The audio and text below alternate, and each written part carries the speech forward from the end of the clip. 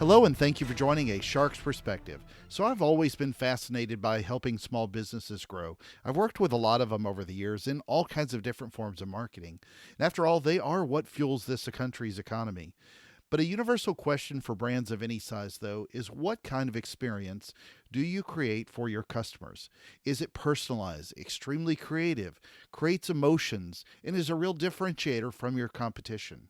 Especially for small businesses, they have to learn to keep focused on those types of brand efforts, if you will, in order to survive. Lori Blumenstock is the small business owner of Your Fairy Godmother, an online rental boutique of high end couture costumes and outfits, and she's a subject matter expert at creating a unique experience for her customers. And on this episode, we'll discuss some guerrilla marketing techniques, influencers, mommy and Disney bloggers, creating a unique customer experience, and even a little bit about Luke Skywalker and Snow White. So let's tune in to a fairy godmother with a Jedi shark on this episode of A Shark's Perspective. Lori, thank you so much for joining me today on A Shark's Perspective and this great small business spotlight. So tell us briefly about your career to date and how you got to be the owner of Your Fairy Godmother. Well, thank you for having me, Kenneth. My career has been in sales and marketing, so it came naturally to me to want to own my own business. I previously worked for a Pepsi franchise out of Illinois. I was the marketing director there. I've worked in the cosmetics arena as a business development person for them, and I decided when I became a mom to stay at home with my children, and but I still wanted to work and to do something, and so I started my own business, and Mm. here we are. So you had kids, but what inspired you to do a business built around costumes for kids? Well, this is not something that I ever dreamed that I would do. I never saw myself as a fairy godmother growing up. But when I did have children and I started researching, we started planning our first Disney vacation. And you know how that is, as a parent yourself, it's kind of like a rite of passage that every child, has to go to Disney while they're young at some point. Parent And Schmerin, I so want to go myself. I'm not. I know, right? It's so much fun.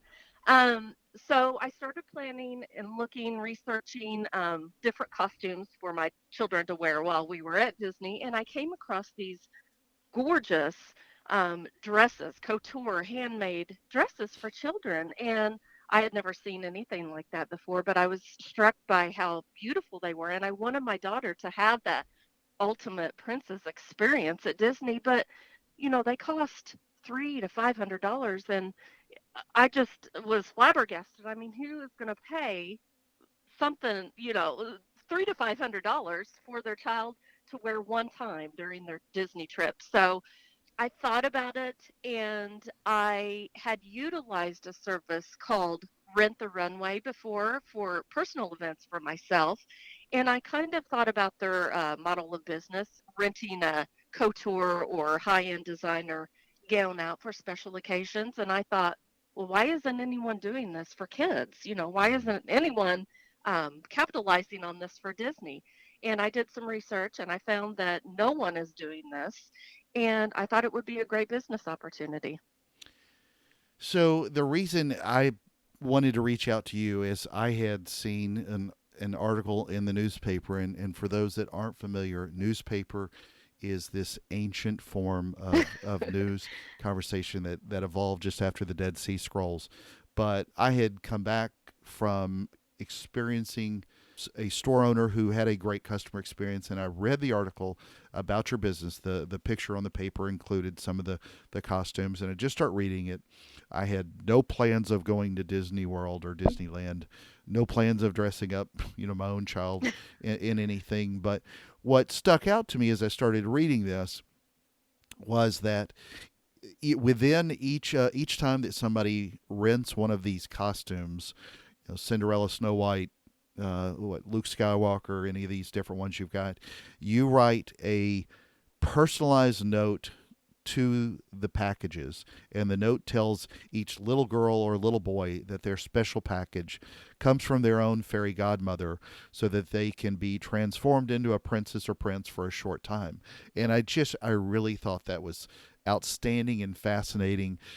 From a personalized experience, it's like writing a handwritten note to somebody after you interview, or a condolence card, or anything like that. Sort of what made you think of writing a personalized note and creating that kind of experience for the child? Well, Kenneth, I think you said the key word. It is an experience. And when I first started this business, I didn't really realize that it was going to be such an experience for the child. I thought it was just send a dress down to Disney and, they can wear it for a few days. But the more feedback I would hear from the parents, I mean, I would get tons of emails and pictures, and they all wanted to share their child's experience when they put the dress on, or when they met their favorite character wearing the dress, and the reaction of the characters and the people working at Disney. And that's the key word. It's an experience. The child puts the dress or the costume on if they're a boy, and they transform into their favorite character. And it's not just renting a costume. It is a total experience that I'm selling and I'm giving to these children. And so one of the pushbacks I heard from the parents too was, well, I can't rent a costume because my child won't want to give it back. So I thought, well, let's make it a whole experience. Let's add a little more magic. Hmm. I mean, Disney's magical in itself, but let's add a tad bit more magic to their trip. So when they get that box, when they check in at the hotel, they get up to their hotel room, they open it up, they get a letter from their fairy godmother saying, you're going to transform into a princess while you're at Disney. But in 4 days, after the magic's up, you're going to have to send it on to the next child so she can have her turn to transform during her trip. I thought it would, one, add some magic, and two, help ease the pain of returning the costume back to me. Absolutely. And you haven't, I mean, I'm personally looking for any sort of Jedi or Kylo Ren costume for an adult. Let's just say it's for a friend. Yes. But yeah, I could be. I mean, my friend could be Captain Jack. I think I think that approach is fantastic. So, Thank as you you. started to build this, what sort of channels? I mean, obviously, as a small business owner, you're not spending 100 grand a month on getting the word out. But how did you sort of start from scratch, starting to build this business out? What kind of channels did you use? I mean, you've got a website, yourfairygodmothercouture.com, but Yes. how did you start getting the word out outside of just your organic space? Well, the first thing I did was to get involved in pretty much all the Disney fan pages on Facebook. There Yeah, are tons of them. If thousands. you've Yeah. ever, oh yes, I started to get involved. Familiarize myself with those, and kind of familiarize myself with the key players in the Disney markets. There's a lot of popular Disney bloggers who blog about their trips to Disney, and I've become friends with in many cases, and partnered with many of the Disney bloggers. I've been featured on several Disney blogs. I'm very active, like I said, on Facebook, Instagram, with some of the Disney pages on there as well. So mainly just reaching out to those Disney influencers. I do have What an about unexpected. kid influencers?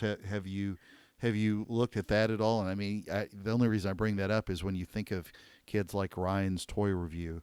I Yes. mean, they get millions of people, and obviously they've got agents now who scout these Oh, kind of it's things. But crazy. there got to be kids parents of kids out there who would love to have their kid touted in these costumes as well. Absolutely, and that's something that I'm working on actually for 2019. I have partnered with Kids Toys and Joys. They're two little girls out of California, and they rent when they go to Disney World from me.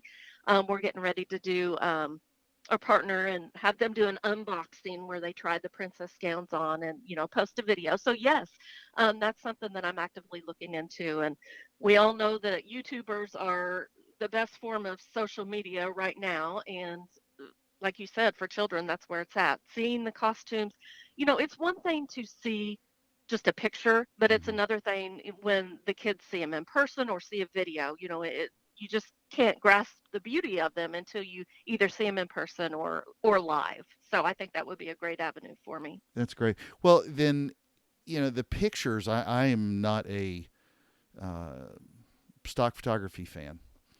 Hmm. And having done a lot of photography in my own life and career, and if you see the photographs on here, they are, I mean, they look like portraits you could hang somewhere. I mean, these parents have really done a phenomenal job of taking pictures of the kids.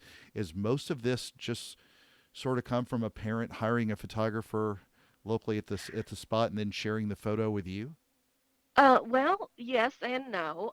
That was an unexpected um, market that I never really saw coming when I started this business. When I started, I initially started to rent to moms, and children going to Disney. Hmm. But half of my business actually now goes to photographers all across the country Wow. who, yeah, I mean, it's completely unexpected, but they book my rentals for photo shoots, and they do princess photo shoots and themed photo shoots. And I've actually that's another marketing thing that I've been getting involved with these photographers. I do a lot of traveling around and they call them photographer shootouts, where you bring your Sure. costumes and do the hair and the makeup and the whole thing. So that's been a very fun and unexpected portion of my business, and that's where I get many of those photos that you're talking about. And I've been lucky to partner with some of the leading children's photographers in the United States. So I've been very fortunate to develop those relationships. Well, and these are the kind of pictures that when you share them socially can go viral quickly. Yes, and some of them have. So when you look at your own business and this, you've got a unique product. What's your, unique differentiator? Is because there are plenty of people out there that make costumes, but you're creating and selling a brand. What sort of is the differentiator for you in order to be able to compete in this space? Well, like I mentioned earlier, I think I'm selling an experience. Yes, they can go and buy a costume.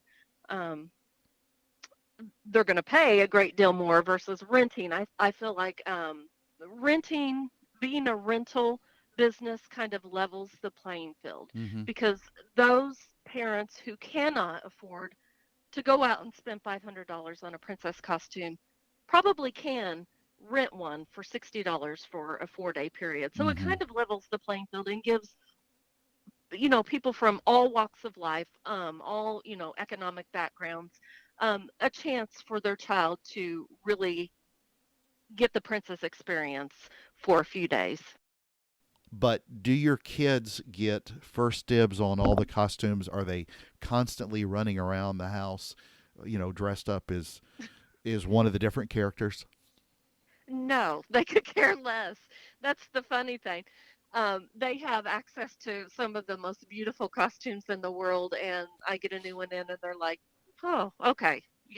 Yeah. But now when their friends come over, it's a different story. I've got little girls. The second they walk in my house, they're taking their clothes off and putting the princess dress on, and it's a lot of fun. So we have a lot of little girls that want to come over and play. Well, so let me ask you this. Then, if you look at it this way, why would a company like Disney not, as Kevin O'Leary says on Shark Tank, come and crush you like a bug? Hmm. What do you offer that's different than that, say, Disney would offer, other than Disney would probably charge them, three times as much for a Right. rental and maybe not make it as personalized an experience? Well, I feel like Disney might be heading this way because I've noticed since I've been in business, I don't know if it's a coincidence or not, but they have started a couture dress line that they Mm-hmm. sell at Disney at the Bibbidi Bobbidi Boutique. Now their dresses sell for like $300 to $500. So they're trying to reach that customer that wants a luxury product, but it's not going well for them. They're not I don't feel like they're doing it right. I feel like my concept could work really, really well at Disney. I Mm-hmm. don't know why they've not implemented it. I wish they would reach out to me, not to crush me, but to say, hey, you've got some expertise here. We could use you, But I don't know what the future holds there. It's a little scary. Yeah, it is. But I mean, you're creating a more personalized experience that others could, there is the possibility of replicating it. But I mean, you Right. you bring your brand's expertise, which is different than what Disney brings, and you'll have more products out there that Disney doesn't offer. It doesn't have to be every caricature they have as well. Mhm. So specifically, how are you tackling the different social channels? What have been your best performers? I mean, has it basically been Facebook and Instagram, and is Twitter helping at all, or how are you seeing at least even how the parents are really approaching this? Well, I think the last time I looked, 94% of my engagement was on Facebook. So I attribute that to that's where the moms are. Moms Yeah. are on Facebook. Instagram's a I feel younger market. I get a lot of likes and interaction on Instagram, but to me, the engagement is on Facebook for me. So that's my main Mm-hmm. mode of advertising, and that's where I post the most. But getting in with some key Disney bloggers has been very helpful Sure. for me, and that's something that I'm going to continue and try to even branch out with in the Well, future. and to your point, now that I think about it, especially is the more that you're working closely with these moms, they're going to need more hand holding, if you will. They want a more personalized customer experience, the parents Hmm. will, than what a large company like a Disney or anybody else would necessarily offer, because there are a lot of times when that is, you're strictly working with, you go into a Disney store, it's a great experience. You walk out, they're never going to see you again. You go to Disney Right. World, they're never going to see you again. There's probably a lot of additional hand holding that you have to do throughout either a shoot or sending these packages to the kids and them experiencing that. Right. Yeah, and another key for me, which I think people respond to, I'm all about supporting other moms. So every costume in my store was handmade in the United States by a mom somewhere. So I It's great. work with other small businesses. It's very important for me to, help other women succeed. So that's why I partner with other women, and I think other moms appreciate that. I mean, that's not something that you see every day in this mass produced world, and not to knock Disney, but everything that they're selling is mass produced. So you don't get that special, handmade or um, couture feel Mm-hmm. that you would with one of my costumes. Well, where are you starting to look at how to position this for future growth? Is it really the evolution of working with the photographers and the bloggers and the influencers? Is that really the Yes. most important piece? Yeah, I think so. And I would like to be noticed on the national level, but then again, like we mentioned before, it gets tricky with the whole Disney piece. I mean, do I really want to open that can of worms? Because right now I'm in a good position because I'm kind of still under the radar, but I'm getting a lot of attention, locally and mom's blogs and Disney blogs. That's a hard question. Well, it does, except for the fact that you've got to remember that as long as you continue to offer a unique customer experience that's better than what anybody else can offer, that's different than what anybody else can offer, that gives you a competitive advantage always. You Hmm. just have to figure out how to continue to build upon that. So, one of the most important questions that I need to ask you is, what is your favorite kind of shark and why? What is my favorite kind of shark? Hammerhead, Nice. of course. So, Lori, it is that special time in the show that people at Disney are probably talking about right now, Universal, wherever. But are you ready for the five most important questions that you're going to be asked today? Okay, I know one has to do with Star Wars Land. No, but No. I started to. Dis- Okay. Yes. Disney World or Universal Studios? Disney World, Facebook or Instagram? Facebook for me. Snow White or Cinderella? Oh, Snow White. Really? Oh, yes. I have dark hair. She's the only princess. Wait, wasn't Cinderella the one with the fairy godmother, though? Yes, but I've always, since I was a little girl, there's been no other princesses with black Interesting. hair, and I have black hair, and she was the first princess. I've always related to her Nice. best. All right, number 4, customer experience for the mom or customer experience for the child? Ooh, um, both, but let's be honest. In my business, the parent thinks it's for the child, but it's really for the mom. Sure. Well, and the most important question that you're going to be asked today is biscuits or cornbread? Oh, biscuits. Throw some gravy on there. There you go. Yeah, you're not that far from a Cracker Barrel. So, Lori, where can people find out more about you and do some research on how to find their own fairy godmother? You can find me on my website, www.yourfairygodmothercouture.com. I'm also on Instagram at Your Fairy Godmother Couture and also on Facebook at Your Fairy Godmother Couture. Well, Lori, thank you again so much for being with us today on A Shark's Perspective. Thank you, Kenneth, for having me. I appreciate it.